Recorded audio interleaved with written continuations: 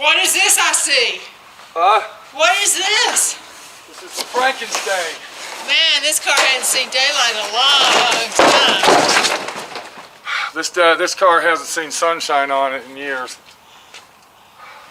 Okay, this is just an update. What's going on? I dropped the quarter panel. Oops. Be careful of that. This is our Frankenstein. This is the SWRC Southwest Rod Custom Frankenstein car. This is an update of what's going on with it, where we're at, what happened. So we're going to go around, we're going to do a little walk around what we've done to it already, and then take it from there. Welcome to D.I.Y. Automotive School with my friend Pete and Minnie, the body shop girl. It's everything you need to know about cars and more.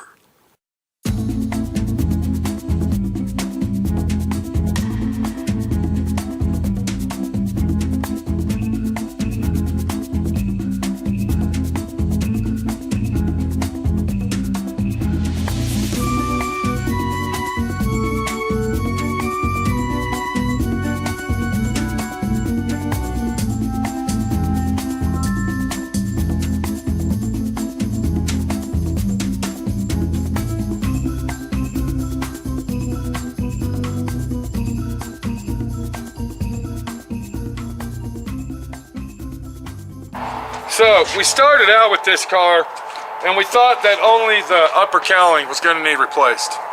Once we removed the upper cowling, we noticed that the inner cowling, there's actually an inner cowling, that was completely rotted out. Once we found that out, then we realized that the complete firewall was rotted out. So the whole front cap of this car was replaced. To get to all this right here had to be completely removed. When we removed it, or should I say before we removed the front apron, we realized that it was rotted and rusted to the core, that it needed replaced as well. So the left and right inner fender structure was replaced, complete core support was replaced. The torque boxes, looky here. This is called a torque box. We replaced those, but let me tell you something. We had to completely remodify these torque boxes to fit in here. They did not fit. That ain't all. Let's walk over here. As we come over here, when we received the car, the very first thing we noticed is that the car got T-boned in this area right here. The owner supplied, all right, this A-pillar. He supplied this. This was a used A-pillar off a car in a junkyard. I had to graph all that into this corner and make it all look factory original, just like it was never replaced. The hinges that you're looking at here are aftermarket hinges. They suck. You have to use, if you can find them, factory hinges. If you're rebuilding a car like this, do not replace your hinges. Replace the hinge pins. Look what I'm looking at. Replace the hinge pins and bushings. If the bottom one is wobbled out too much, build it up with weld, re-drill, and replace it. Do not use aftermarket hinges. They're junk. And what about taking these off of the car? What about them? Should you really never do that? If you're not going to the extreme that I'm doing on this car, you should never remove the hinge from the vehicle, from the body. Always remove it from the door only. Yeah. Very, very hard to blind back up. You can't see in here, but we have replaced a complete, solid 100% floor pan, all the way complete. All the way that meets to where it meets the firewall, and then all the way back to the trunk. We still got to put this structure in there. I haven't even cleaned it off and put it in there, and we can't get it out. But what that is a front membrane structure that goes over the doghouse where the transmission tunnel is. And I still got to clean all that. And this is the old floor. All right, that's the old floor that you're looking at on there. This right here. All right, so this was the old floor. And you can see right here where somebody tack welded some sheet metal on it at one time. All right, to patch it up. But yeah, that's got to still be put in because I haven't done it. I haven't done it yet. we got left and right quarter panels complete. That means I am going to completely, and you can see, I have to replace the whole quarter panel, front to back. All right, a complete quarter panel. The next thing we got to replace, and I didn't think we would have to replace this, so we might not, I don't know yet. We might have to replace the tail light panel, but that looks like it might be okay. Inside the trunk floor here, if you look right here, look how rotted this is, and you can see where somebody replaced something here, and I don't think we got these. We need to get those. Those are the trunk floor extensions. Look at the rot and the rust on this. This is your inner and outer fender well. I got to replace both of those on both sides. Somebody tried to rig it up here. You're looking at what I'm looking at right here. Look at that. I just noticed that. Yeah, that looks real great, doesn't it? Boy, that's a professional patch right there. Yeah. Professional. It looks like somebody in the body shop girl welding. I was thinking that same thing. Yeah. This quarter panel is what led us into replacing the quarter panels. We looked at this quarter panel, and we knew this quarter panel was jacked up, and that led me in to looking at the other side, and I said, you know what? We might as well go ahead and just replace both quarter panels. This rocker panel over here, this rocker panel, that was okay. That rocker panel worked out great. This rocker panel here didn't work out so great. We had to cut, dice, and splice this rocker panel and make it work. All right, now, I don't remember what we did to restore this rocker panel, but we did not replace the whole rocker panel. And I think I did it from right here, and I replaced just the front. And the reason we had to do that mainly is because of that T-bone wreck it had. So I replaced it right to here. All that's been replaced. So you can see that we've done a lot of extreme work to this, and we still need to do all the back end. So we've done all the front end's done. And then the owner ran into some serious conditions where we had to put the car on hold for the last, what, 4 or 5 years? Yeah. So the car's been sitting with me for 4 or 5 years, and it's now time to get back on the car. And throughout the years, what we have done is we have found factory sheet metal. Now, this is a factory sheet metal deck lid that the owner bought. New Jersey Frank, he picked this up on eBay, I guess, and paid $150 for it. That's a factory deck lid. From what I understand, he had a whole car. And, you know, this is a good example here. This car was in 2 other shops. They ripped the customer off. They took $10,000 from him. And when he got his car back, this is basically how he got his car.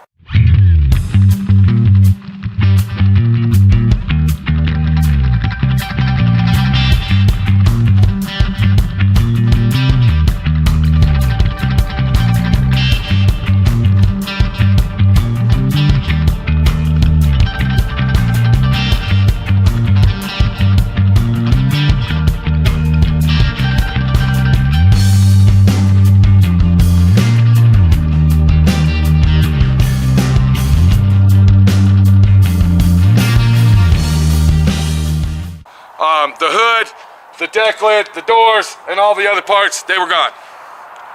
We don't know what the other body shop did. Them probably sold them. This is a matching number, big block, K code Mustang. It's an S code or a K code, J code, whatever the fuck it is. Steve McQueen car. It's a Steve McQueen car is what it is. And it's a number matching. He's got the Marty reports on it and the whole 9 yards. So this is a factory original car, and everything matches. So he got this. I found these fenders for him. These are factory OEM fenders, complete. This door that we had, I don't know what the deal was with the door, but I finally found, after 3 or 4 years, I found a complete factory original 1968 fastback door. And another thing is the fastback door is different than the convertible or the coupe door. And 68 is different than 67 and 69. It's a 1-year door, and it only works on 68, so you have to have a 68 door. Oh gosh, we're lucky it wasn't a late model or an early model or something. It took me 4 years to find the door for this car. Crazy. We just bought the front, the Lance. The only thing that won't be factory original sheet metal, OEM factory metal, is the hood. And we're still in search of a hood. But as of right now, we got the aftermarket hood over in the corner there. So if you look right here, what we got is a 76 Mercedes. I have to finish that car. That's top priority, to get that car done. Once that car's done, all right, we're gonna have room to pull the Frankenstein back into the shop. We're gonna set it up on jacks, we're gonna get it all leveled out, and we're gonna start tearing it down, and we're gonna start demolishing this car to completely finish the restoration on it. Demolish it. That means Believe me. All right, tear I want it everybody to do me a favor. Go on to my website, www.swrnc.com,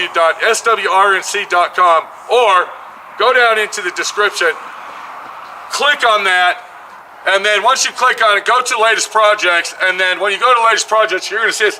I want you to click on that link to the pictures, scroll through those pictures to see what I've done to this car, and when you get done with that, after you've been amazed and your jaw drops, please go down into the comment section, and I want you to leave a comment of what you think about me restoring this car. Was it worth restoring?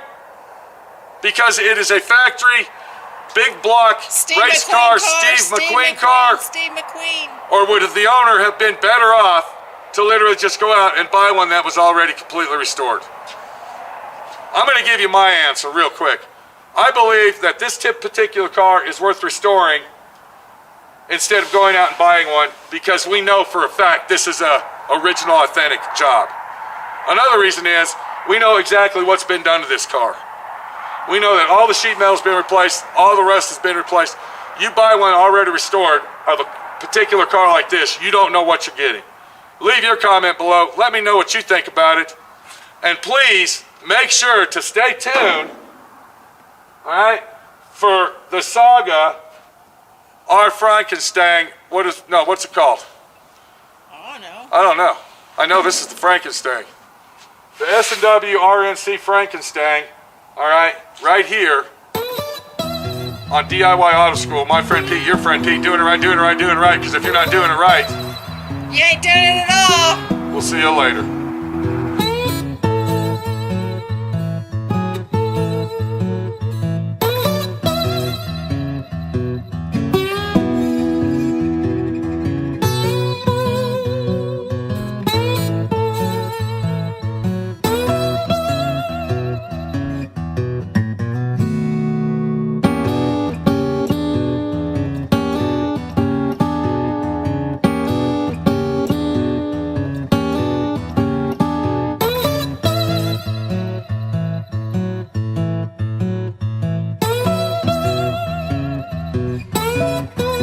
Thanks for watching D.I.Y. Automotive School. Classes don't stop till you know everything.